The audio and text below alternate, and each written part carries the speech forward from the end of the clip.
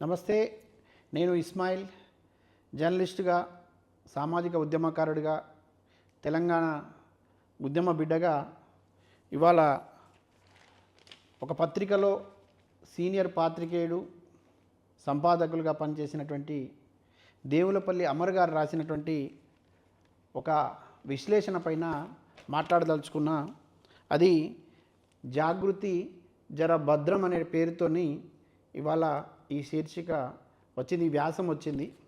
దీంట్లో ఈ ప్రాంత బిడ్డగా, జర్నలిస్టుగా, ఇవాళ తెలంగాణ ఉద్యమ సంస్థగా ఉన్నటువంటి జాగృతి సభ్యుడిగా కూడా నాకు కొన్ని అభ్యంతరాలు ఉన్నాయి. నేను వాటిని చెప్పదలుచుకున్నా. దేవులపల్లి అమర్ గారు సీనియర్ పాత్రికేయులుగా, సంపాదకుడిగా పనిచేసినారు. క్యాబినెట్ హోదాల్లో మీరు పనిచేసినారు. కానీ ఈ జాగృతి జర జాగ్రత్త అనే ఈ హెడ్డింగ్ దగ్గర నుంచి మొదలుకుంటే దీంట్లో కొన్ని అంశాలని మీరు రాస్తున్నప్పుడు ఎందుకో కొంత మీరు విజ్ఞత మరిచినారని అనిపిస్తూ ఉన్నది. కొంత ఆధిపత్య అగ్రకుల, అది కూడా పురుషాధిక్య సమాజపు అహంకారం కూడా ఇందులో నాకు కనిపించింది. నా అభ్యంతరాలు ఏమిటంటే, ఇందులో మీరు ఒక ప్రస్తావన తీసుకొచ్చినారు. ఒక రాజకీయ పార్టీ పెట్టడం అంటే చెప్పుల్లో కాళ్ళు పెట్టి, జేబుల్లో చేతులు పెట్టి అట్లా రోడ్డు మీదకి బజారుకు వెళ్ళి వచ్చినట్టు కాదనేటటువంటి పదాన్ని అక్కడ ప్రస్తావించినారు. అది ఈ రాజకీయాల పట్ల, తర్వాత ప్రజల కోసం పనిచేయాలనేటటువంటి ఆలోచన కలిగి ఒక శక్తిగా రావాలనుకున్న వాళ్ళ పట్ల మీకు ఎంత చులకన భావం ఉన్నదనటానికి ఈ పదం ఒక నిదర్శనం. ఇది చాలా తీవ్రమైనటువంటి అభ్యంతరకరమైనటువంటి వ్యాఖ్యగా నేను భావిస్తూ ఉన్నా. దీనిపైన మీరు సమాధానం చెప్పాలని కూడా నేను కోరుతా ఉన్నా. ఇక రెండవది, ఇక్కడ ఒక రాజకీయ పార్టీ పెట్టేటప్పుడు ఒక వ్యక్తి పైన కోపంతోనో, ఒక పార్టీ పైన దుగ్ధతోనో రాజకీయాలు పెడితే అది రాణించలేరనే పదం కూడా మీరు వాడినారు. వ్యక్తులపైన, పార్టీలపైన ఉండేటటువంటి వ్యతిరేకతను ప్రజా సమూహాలు కూడగొట్టి ఆ ప్రజల్ని చైతన్యం చేసి ప్రజలకు మేలు చేయడం కోసం ఒక శక్తిగా రావడం మీకు ఇష్టం లేదా? మరి మీరు రాసిన పదానికి అర్థం ఏంటనేది కూడా మీరు చెప్పాలని కూడా నేను ఈ సందర్భంగా కోరుతా ఉన్నా.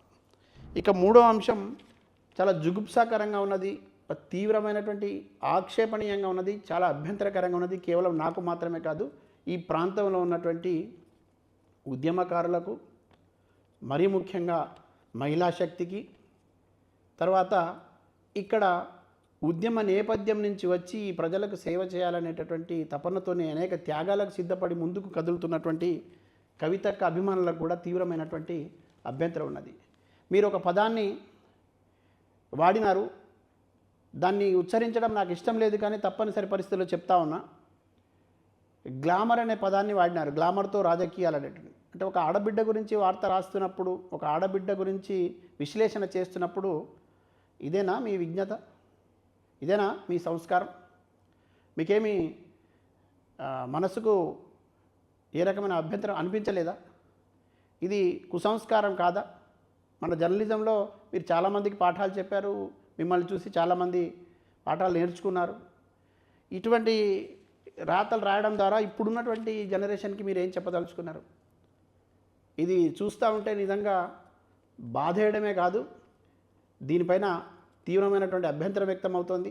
జర్నలిస్టులు, ఈ ప్రాంతంలో ఉన్నటువంటి ఉద్యమ శక్తులు, మరీ ముఖ్యంగా ప్రజాస్వామికవాదులు, ఇక్కడ ఉద్యమ సమూహాల్ని ముందుండి నడిపేటటువంటి అనేక మంది మహిళా సోదరిమణులకు కూడా తీవ్రమైన అభ్యంతరం. ఒక ఆడబిడ్డ రాజకీయ పార్టీ పెడుతున్నప్పుడు, ఒక రాజకీయ పార్టీని నడపడానికి ధైర్య సాహసాలతో ముందుకు వస్తున్నప్పుడు ఈ గ్లామర్ అనే పదం ఒక ఆడబిడ్డకు మీరు మాట్లాడుతున్నారంటే, ఈ పత్రిక యాజమాన్యంలో భాగస్వామిగా ఉన్నటువంటి వ్యక్తి మన్ననలు పొందడానికి మీరు ఇంత నీచానికి దిగజారుతారని నేనైతే అనుకోలేదు. నేను దీని మీద తీవ్రమైనటువంటి అభ్యంతరం తెలియజేస్తూనే మీరు ఈ రకమైన పదాలు వాడినందుకు ఖచ్చితంగా కవితక్క గారికి క్షమాపణ చెప్పాలి, మహిళా లోకానికి క్షమాపణ చెప్పాలి, నేను డిమాండ్ కూడా చేస్తా ఉన్నా. ఇక ఈ తెలంగాణలో తర్వాత తెలుగు రాష్ట్రాలను కూడా మీరు ప్రస్తావించినారు రాజకీయాలు పెట్టిన వాళ్ళకి సంబంధించి.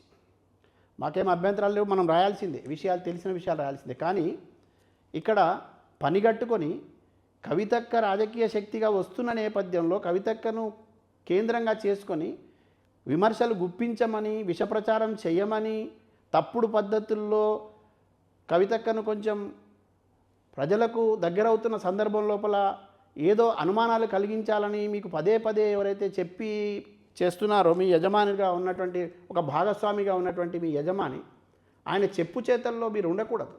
ఈ రాతలు రాస్తున్నప్పుడు ప్రజల మెప్పు పొందేలా మీ రాతలు ఉండాలి. నేనేమంటున్నానంటే, మీరే చాలా సందర్భాల్లో చెప్పినారు, మీలాంటి వాళ్ళు చాలా సభల్లో మనం కూడా మాట్లాడినాం, జర్నలిజం అంటే ఏసీ గదుల్లోనో లేకపోతే యజమానుల మెప్పు కోసమో కాదు, ప్రజాక్షేత్రంలో ఉండాలి, ప్రజల సమస్యల పరిష్కారం ధ్యేయంగా ఉండాలి, మరీ ముఖ్యంగా ప్రజల మన్ననలను పొందాలని.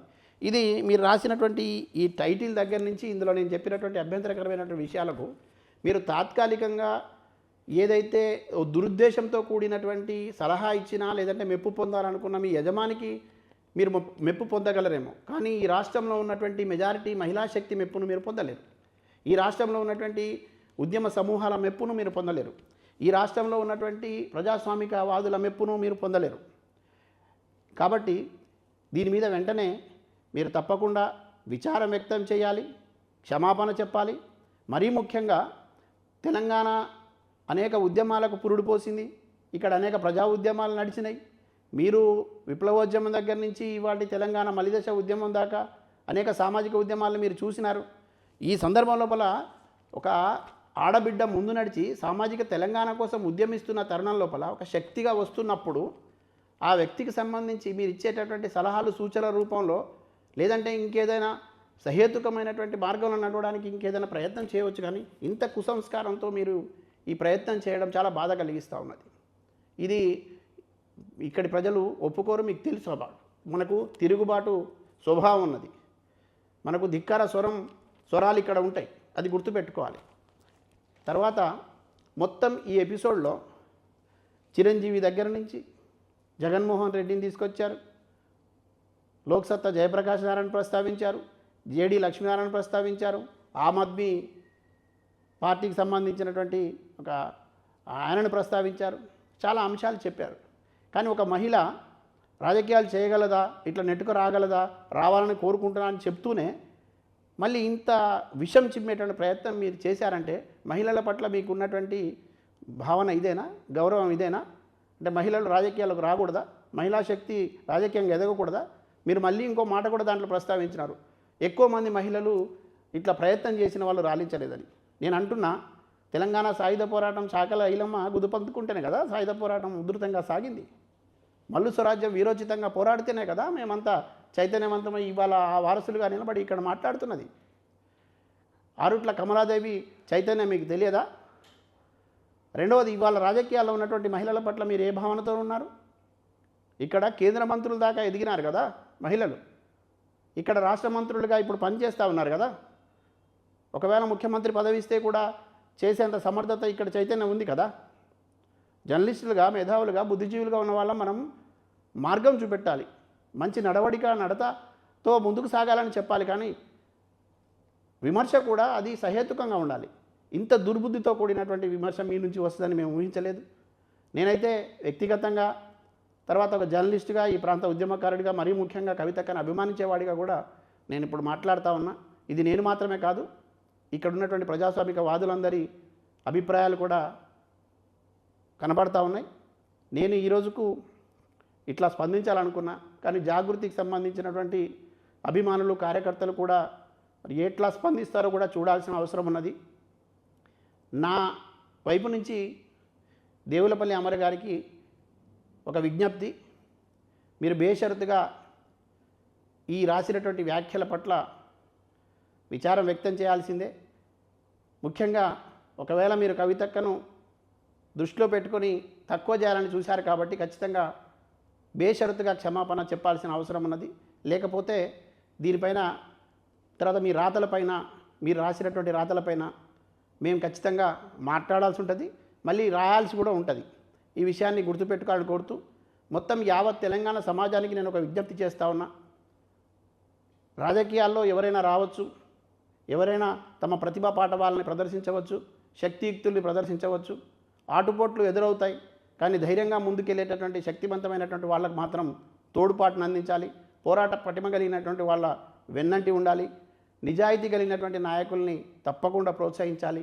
అబద్ధాలు ప్రచారం చేసే వాళ్ళ పట్ల, విష ప్రచారాలు చేసే వాళ్ళ పట్ల, కేవలం కట్టుకథలకే పరిమితమయ్యే వాళ్ళ పట్ల, చెప్పుడు రాతలు, తప్పుడు రాతలు రాసే వాళ్ళ పట్ల అప్రమత్తంగా ఉండాలని, వాళ్ళకు తగినటువంటి గుణపాఠం కూడా సందర్భం వచ్చినప్పుడు మీరందరూ చెప్పాలని నేను ప్రజలకు విజ్ఞప్తి చేస్తున్నాను. Thank you.